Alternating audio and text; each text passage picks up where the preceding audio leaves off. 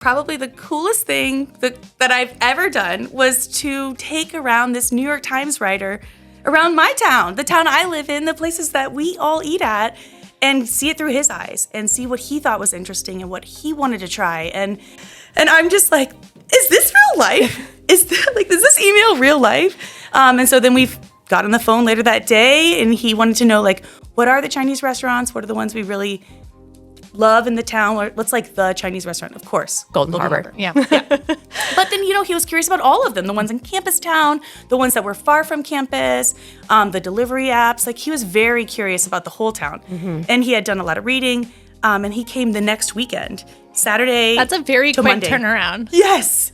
It did not feel real. And then, so he was there for the weekend. We went to Golden Harbor for dinner, and then he wanted a breakfast recommendation. So he had a Yield donut for breakfast. Love it. And then for lunch, Dim Sum House, and then dinner, Northern cuisine, and then he flew out Monday morning. Wow. He also thought it was so interesting how many restaurants we had and how many different kinds. So he had come here to see the Chinese cuisine, but he was impressed that there was Zambian and that we were basically like, there's a bunch of Mexican restaurants and there's a bunch of, all kinds of restaurants, pizza restaurants everywhere. Yeah. So, he really liked that. And then he was so impressed by the chef at Golden Harbor. We had someone dining with us who was not eating pork. And so a lot of the dishes had to be modified. And the chef was like, no problem. And he's like, that would have been a big problem.